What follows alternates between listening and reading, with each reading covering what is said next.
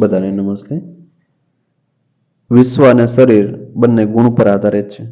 મુખ્ય 4 ગુણ શીત, ઉષ્ણ, સ્નિગ્ધ અને વૃક્ષ. એટલે શરીરમાં જે ગુણની જરૂર હોય એ મુજબ ખોરાક લેવો. જેમ કે સ્નિગ્ધ ગુણની જરૂર હોય ને એ વ્યક્તિની તાસીરને અનુકૂળ સ્નિગ્ધ વાળો ખોરાક લેવાય તો સ્વાસ્થ્યમાં વધારો થાય, પરંતુ વૃક્ષ ગુણવાળો ખોરાક લેવાય તો શરીરમાં દોષ કે વ્યાધિની શક્યતા છે. એટલે શાસ્ત્રના આધારે દહીંનું જે વિવરણ છે એમાં શાસ્ત્રમાં સ્પષ્ટ રીતે રજૂઆત કરી છે કે દહીં છે એ રક્ત દૂષિત કરનાર, ચામડીના વ્યાધિના જે મુખ્ય કારણો છે એ ખોરાકના કારણોમાં દહીં મુખ્ય છે. ડાયાબિટીસ માટે પણ એ દહીં કોન્ટ્રાઇન્ડિકેટેડ ગણાશે અને સોજો ઊભો કરનાર જણાવેલ છે.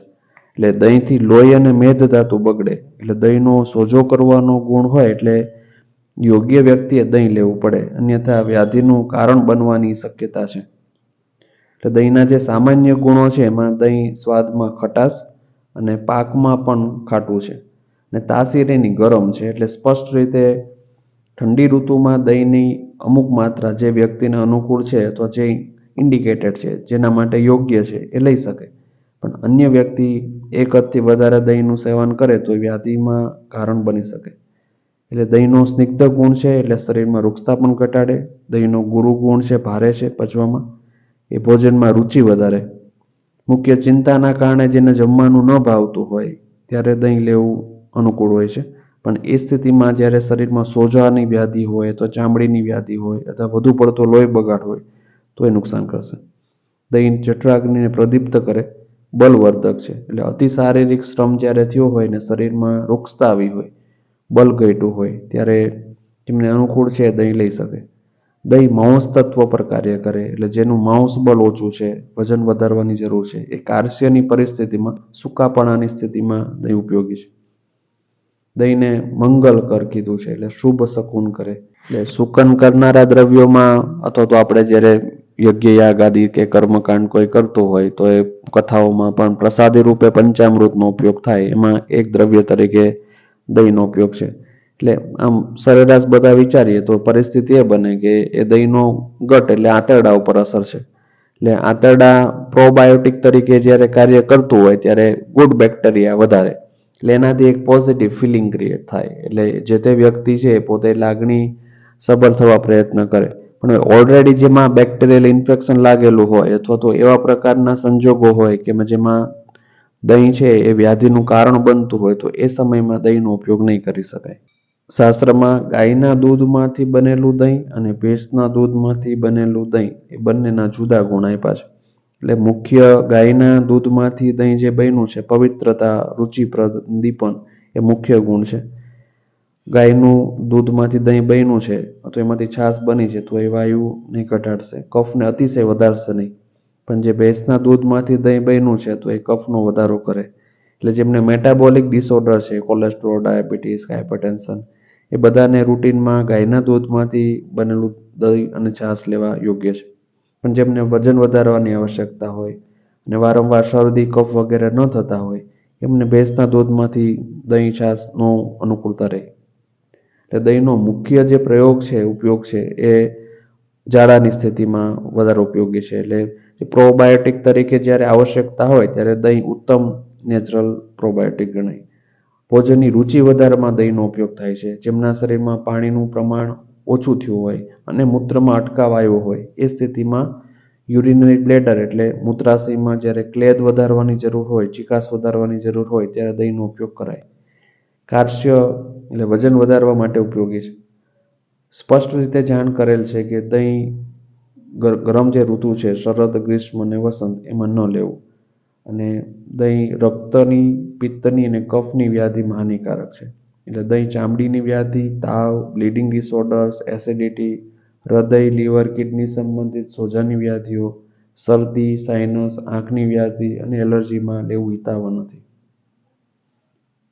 મંદક દહીંની સ્પષ્ટ ના છે. એટલે મંદક દહીંનો નામ જે છે મંદક, એનો મિનિંગ જ એ રીતના લીધો છે કે દૂધ બરાબર જામ્યું ન હોય, દહીં ન થયું હોય, એ ન જામેલું દહીં લઈએ તો એ ત્રિદોષકર છે અને અતિ નુકસાન કરે છે. એટલે યોગ્ય રીતે જામેલું દહીંમાંથી છાશ ભોજનમાં લેવી જોઈએ.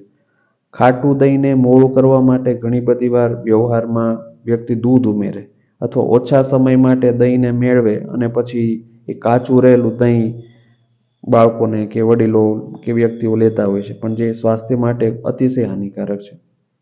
દહીં માટે 3 ફરજિયાત નિયમ છે. દહીંને રાત્રે ન લેવું, દહીંને ગરમ ન કરવું અને દહીં રોજ ન લેવું. એટલે દહીં સાથે જો મગનું પાણી, મગની દાળ, મધ, ઘી, સાકર અને આમળા સાકરનો ઉપયોગ કરવામાં આવે તો સંજોગો એ બને કે દહીંના જે દોષ છે એને આપણે ઓછું કરી શકીએ. એટલે સ્નિગ્ધતાનો અને ઉષ્ણતાનો જે ગુણ છે, જે અતિરેક કરે છે શરીરમાં, લોહી બગાડ કરે છે, એનું પ્રમાણ આપણે ઘટાડી શકીએ. એટલે દહીંના સેવનના જો આ નિયમનું પાલન ન કરવામાં આવે તો તાવ, લોહી બગાડ અથવા તો લોહી પડે શરીરમાં, હેમરેજ થાય અથવા બહારના છિદ્રોમાંથી લોહી બહાર નીકળે, હર્પીસ, ચામડીની વ્યાધિ, લોહીની ઉણપ, ચક્કર આવવા અથવા તો લીવર સંબંધિત વ્યાધિઓ આ બધી થવાની પૂરી શક્યતા છે. એટલે દહીંને તો ખૂબ સારી રીતે હેન્ડલ કરવું પડે, કારણ કે સોજો પણ કરે છે, લોહી બગાડ પણ કરે છે, ચરબીને પણ બગાડે શરીરમાં. એટલે વ્યવહારમાં આપણે બધા જોતા હોઈએ ને કે બધા બાજરાનો વાસી રોટલો ને એની સાથે દહીં લેતા હોય, અથવા દાળ ભાતમાં શાકમાં દહીં ઉમેરે, અથવા રોટલી ભાખરી પૂરી સાથે દહીંને અથાણું જમે. તો જેમને પાચન શક્તિ યોગ્ય છે, એને વિરોધી ખોરાક નથી નડતો, એને કોઈ ઇશ્યુ નથી. પણ જેમનું બેઠાડું જીવન છે, કસરત નથી, લોહી મેદનું ઓલરેડી બગાડ છે, એવા વ્યક્તિને એનું પાચન ન થઈ શકે દહીંનું, અને ઇન્ફ્લામેશનના સેલ્સ ઊભા કરે, એટલે શરીરમાં સોજો ઊભો થઈ જાય. એટલે નિરીક્ષણ મુજબ વ્યક્તિઓ છે ને સવારે ભોજનમાં દહીં ભાખરી રોટલો લેતા હોય, અમુક સંજોગોમાં અમુક દિવસે લઈ શકાય, પણ શાસ્ત્રના આધારે રોજ દહીં લેવું અતિશય હાનિકારક છે. બીજી ટ્રેડિશનલ પ્રેક્ટિસ એ છે કે રાત્રે દહીં વડા ખાય અમુક પ્રસંગોમાં કે તહેવારો કે ઉત્સવમાં. તો એ પણ ઓલરેડી દહીં પણ લોહી બગાડ કરે છે અને અડદના ઉપયોગ પણ લોહી બગાડ કરે, અને એમાં રાત્રે દહીં લેવું હિતાવહ નથી. એટલે દહીં વડાનો ઉપયોગ શક્ય ત્યાં સુધી રાત્રે ટાળવો જોઈએ. મોડર્ન સાયન્સના આધારે ડૉક્ટર સાહેબ એમ કહે કે ફેસ્ટિવલ ને વાતાવરણના કારણે વાયરલ ઇન્ફેક્શન નવરાત્રિ અને દિવાળીના સમયમાં ખૂબ વધી જાય. પણ એક કારણ એ પણ છે કે વાયરલ થાય છે, વાત સાચી, પણ એ પોઝિટિવ ફેક્ટર તરીકે દહીં એ મુખ્ય કારણ છે. વ્યક્તિ આગલા દિવસોમાં દહીંનો ઉપયોગ વધારી દીધો છે, એના લીધે એના શરીરમાં દોષોના ઉભાર થાય અને એની ઇફેક્ટના કારણે એને વાયરલ થઈ જતું હોય છે. હોટેલોમાં કે ઘરે દહીં તિખારી બને, એટલે દહીંને ગરમ કરવું અને એમાંય રાત્રે લેવું અતિ નુકસાન છે. એટલે વ્યક્તિ કહેતા હોય ને કે અમે 12 ગામથી કાઠિયાવાડી જઈમાં છીએ, તોય પણ બીજે દિવસે તાવ આવ્યો કે ચામડીમાં સિરસ નીકળ્યું કે ચામડીમાં ફોડકી થઈ, ખંજવાળ આવી, લાલાશ થઈ કે એસિડ થઈ ગઈ, ઉલટી થઈ ગઈ, ઝાડા થઈ ગયા. આમ કહેનારા એ જે યુવા વર્ગ છે એ બધાને દહીંના અયોગ્ય ઉપયોગથી થતું જે નુકસાન છે એના માટે વિચારવું પડશે. એટલે ભોજનમાં એને અટકાવવું જ પડે. અથવા તો પંજાબી શાક બનાવતી વખતે દહીંને વઘારીને શાક બને, એ પણ ખૂબ નુકસાન છે. પ્રસંગમાં દહીં વડા કે અન્ય ચાટ પણ હોય અને બાસુંદી અને અન્ય દૂધની પ્રવાહી કે બંગાળી મીઠાઈઓ પણ હોય, એ પણ શરીરમાં દોષો, સોજો કરવામાં કારણ બને છે. અથવા ખીચડીને દહીં રાત્રે લેવાતું હોય કે કઢી કે અન્ય ખોરાક બનાવતા સમયે દહીંને ડાયરેક્ટ ગરમ કરવામાં આવતું હોય, તો એ પણ આપણે અટકાવવું પડશે.